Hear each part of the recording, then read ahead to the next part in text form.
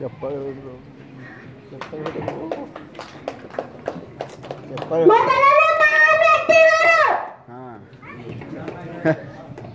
ಇಡೀ ಸಮುದಾಯಕ್ಕೆ ತನ್ನ ಆತ್ಮೋದ್ಧಾರ ತನ್ನಿಂದಲೇ ಸಾಧ್ಯ ಹೊರತು ಇನ್ನೊಬ್ಬರಿಂದ ಸಾಧ್ಯವಿಲ್ಲವೆಂದು ತಿಳಿಸಿಕೊಟ್ಟರು.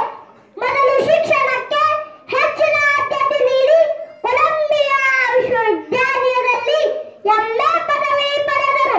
ದೇಶದಲ್ಲಿ ನಿಸರ್ಗವೇ ಅನ್ನ, ನೀರು, ಗಾಳಿ ನೀಡಿರುವಾಗ ಅದನ್ನು ದಲಿತರಿಗೆ ಮಾತ್ರ ಏಕೆ ನಿರಾಕರಿಸುತ್ತೀರಿ ಎಂಬುದನ್ನು ಮೊದಲು ಪ್ರಶ್ನಿಸಿದವರು ಡಾಕ್ಟರ್ ಬಿ.ಆರ್. ಅಂಬೇಡ್ಕರ್ ಅವರು.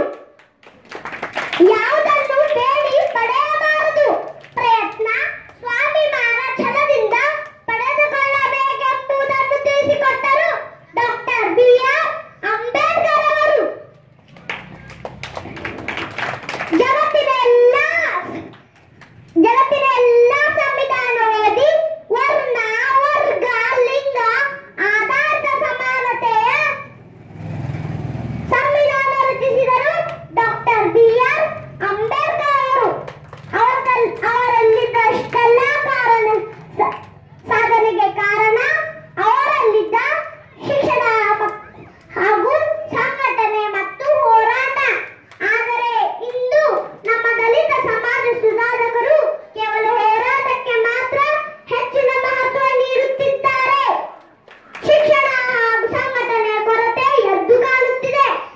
ಅಂದು ಮುಂದೆ ಗುರಿ ಇತ್ತು, ಹಿಂದೆ ಗುರುವೂ ಇದ್ದ. ಸಾಗುತ್ತಿದೆ ಸಾಧಕರೇ ಹಿಂದು. ಆದರೆ ಇಂದು ಮುಂದೆ ಗುರುವೂ ಇಲ್ಲ, ಹಿಂದೆ ಗುರುವೂ ಇಲ್ಲ.